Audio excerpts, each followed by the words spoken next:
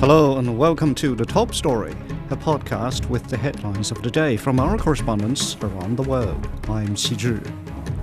Coming up in this edition, the Israeli military strikes Hamas targets in Gaza after talks on further hostage releases stalled. Thousands of people take to the streets to protest against US airstrikes in the Yemeni capital Sanaa. And the Chinese-made World War II documentary, The Sinking of the Lisbon Maru, premieres in London. We start in the Middle East. The Israeli military is striking Hamas targets in Gaza after talks on further hostage releases stalled. According to Gaza's Hamas-run health ministry, as of Tuesday afternoon Beijing time, the fighting has killed over 300 Palestinians in the biggest wave of air attacks since the January ceasefire. Israeli Prime Minister Benjamin Netanyahu has instructed the military to take strong action against Hamas after the group's refusal to release hostages and its rejection of all ceasefire proposals. Hamas says Netanyahu and his government are responsible for overturning the ceasefire. A White House spokesperson told Fox News that Israel consulted with the US prior to the strikes. Israel's attacks follow nearly 2 months of a ceasefire, during which dozens of Hamas-held hostages were exchanged for almost 2,000 Palestinian prisoners. Rami Almagari is on the ground in Gaza. Actually, what is going on the ground here is a massive Israeli operation for a series of Israeli airstrikes hit various targets or various locations across the region for over the past few hours. Today, during one of the days of Ramadan, this, according to Israeli statements, official statements from the officials, the politicians, the military, that is intended at a response to Hamas's refusal, rejection to release Israeli hostages, and the deadlocked talks in Qatar and Egypt over either the extension of the first phase of the ceasefire which was reached in January, or to go into a second phase. Hamas insisted that Israel should comply with the items, with the provisions of the ceasefire deal, the original one for the first phase, and that will end up with an Israeli withdrawal from Gaza and wanted guarantees. Israel has said that it is now the actions are intended against Hamas, and that's true. Many leaders of Hamas have been killed during the airstrikes over the past few hours, including politicians, militants, members of parliament. But the fact is that these hits have also claimed the lives of family members of those Hamas leaders inside their homes, like the case with the Nusayrat refugee camp when an Israeli airstrike hit the home of the chief of government committee within Hamas in Gaza, killing his family members and injuring many others. That was Rami Almagari reporting from Gaza. The Israeli military says it will continue attacks against Hamas and Gaza's infrastructure and may expand the campaign beyond airstrikes. Jonathan Regev sent this report from Tel Aviv. So the statements coming out of the Prime Minister's office and the Defense Ministry stated that Hamas was given time and time, again and again, the chances to continue with negotiations, but along with the Witkoff plan. The Witkoff plan calls for the release of 11 living Israeli hostages and 16 hostage bodies.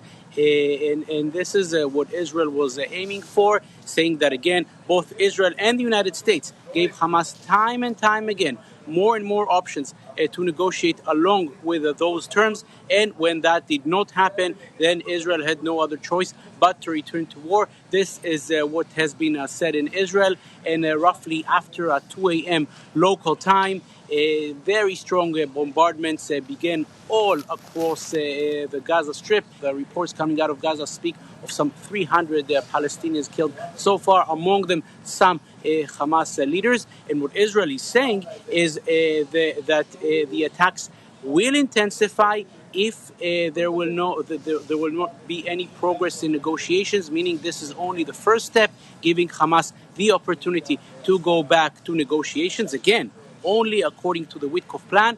And if that does not happen, then Israel will only intensify its attacks. For the moment, we're speaking of attacks only from the air through artillery. But of course, if you intensify attacks, then the prospect of a ground operation is, of course, also on the table. That was Jonathan Regev in Tel Aviv. Yemen's Houthi group says it has targeted a U.S. aircraft carrier in the northern Red Sea for the third time in the past 48 hours. On Monday, the U.S. military conducted fresh airstrikes on targets in and around Sanaa and the Red Sea port city of Hodeidah. U.S. President Donald Trump has vowed to continue air attacks until the Houthis stop attacking international shipping lines and ships.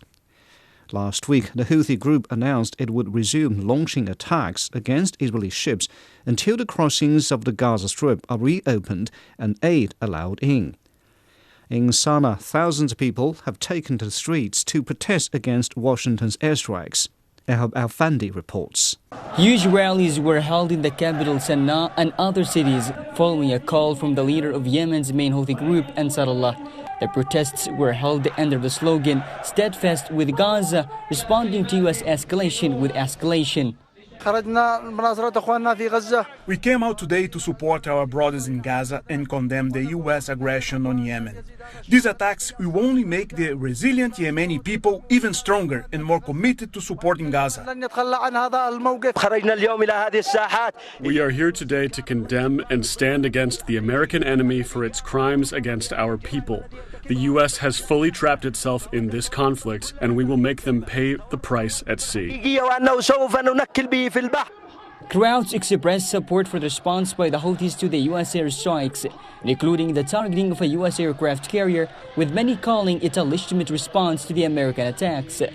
The message from the demonstrators was clear: the confrontation would not stop, a sentiment mirrored by official statements. Targeting the U.S. aircraft carrier Truman is a natural response. The Yemeni people came out today to affirm their support for this stance and for this attack. The targeting represents not only the armed forces, but the entire Yemeni people. The crowds also reaffirmed their strong support for the Palestinian people. They condemned an ongoing Israeli aid blockade on Gaza and called on the international community to act quickly in pressuring Israel to allow humanitarian aid back in. That was Al-Fandi on a situation in Yemen. Turning to North America. In recent weeks, global markets have been shaken by U.S. President Donald Trump's tariffs enacted or threatened on its major trade partners and allies. As Mark New reports, local businesses are scrambling to figure out ways to survive. Having been in business for 15 years, San Francisco's The New Wheel says they were into e-bikes before e-bikes were cool. They sell thousands of electric bikes every year. New Wheel's co-founder says the bike and e-bike industry has become so internationalized that it's hard to find almost any part here that was actually manufactured in the USA. The New Wheel also repairs thousands of e-bikes every year, which means new tariffs on both China and Europe make it harder for them to get everything from batteries, spokes, fenders to nuts and bolts. It just all makes business less stable and less predictable. So if I tell a customer, oh, it's going to take this amount of time to get a part, well, I might be wildly off base if the whole production planning and logistical time frame has changed. But at the end of the day, the costs are passed on. In San Francisco's Chinatown, many shops were optimistic about a strong economic start to the Year of the Snake, but conditions quickly changed. Despite being in business for 53 years, Ellison Chinese Medicine Herbal Shop says the latest round of tariffs caught them by surprise. A few years ago, they raised 25% tariff. It's already a big jump. But now this is another additional 20% that kicks in. That really hurt. You know what? When you're doing business, it's really hard to do business. When you have uncertainty. Our customer base is basically from people who are living in the fixed income. So those are the people who get really hurt. Across the street at Lion Trading, Lucas Lee's family runs this shop for ancestral worship. He's concerned raising prices means people will buy less of their cultural items, especially for celebrating and honoring the upcoming Qingming festival in April. And so even without the tariffs, people are already shopping less and less for the traditional products. But on top of that, having the tariffs will definitely affect the way they will prepare for future holidays and occasions that they have to celebrate. To Li and Lau, the tariffs have the potential to not only create hardships that take a toll on the community's pocketbooks, but also on their physical and spiritual health. That was Mark New reporting. In Asia, China is stepping up efforts to drive domestic spending. On Monday, the National Development and Reform Commission, the top economic regulator, along with 5 other departments, introduced new measures aimed at stimulating consumption. Zhou Yixing reports. At a press conference held in Beijing, officials outlined a new special action plan to boost consumption, integrating financial, industrial, and social policies to support spending. They emphasized the need for coordinated efforts to strengthen consumer confidence. This plan focuses on increasing income, reducing financial burdens, improving supply quality, and enhancing the consumption environment. It introduces 30 measures across 7 key action areas to meet diverse consumer needs. The plan reinforces labor rights, limiting excessive overtime and introducing flexible leave policies. It also promotes stronger child-rearing subsidies, better health care and pension benefits. Officials say trade-in programs for consumer goods will be expanded through stronger support. This year, central government funding for trade-in programs has doubled. The policy now covers a wide range of products, including cars, home appliances, and digital devices like smartphones. The plan also promotes diverse options like winter tourism, AI-driven services, and tax-free shopping. Officials believe that these new consumption areas will inject momentum into the market, opens up fresh avenues for spending, and boost consumption growth in the long run. That was Zhou Yixing on China's latest measures to drive domestic spending. China and the UK have held the 8th Energy Dialogue in Beijing. The 2 countries agreed to strengthen energy cooperation along with joint efforts to build a more sustainable future. Biran has the details. Wang Hongzhi, administrator of the National Energy Administration of China, was joined by Ed Miliband, UK Secretary of State for Energy Security and Net Zero, in the Chinese capital Beijing, where they jointly signed a memorandum of understanding for a clean energy cooperation partnership. The agreement followed in-depth discussions on key issues in the energy field. Wang says China welcomes regular communications between the 2 sides.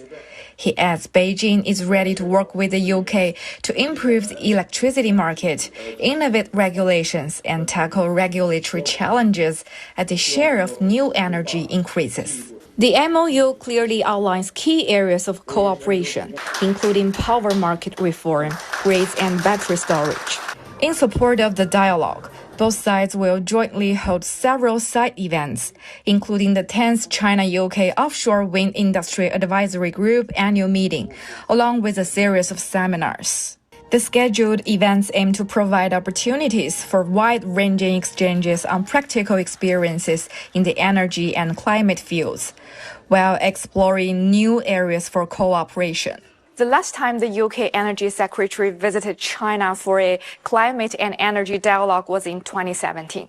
This visit is an opportunity for the 2 countries to re-engage in climate and clean energy cooperation and to update bilateral relations after Chinese Foreign Minister Wang Yi visited the UK last month. That was Biran reporting.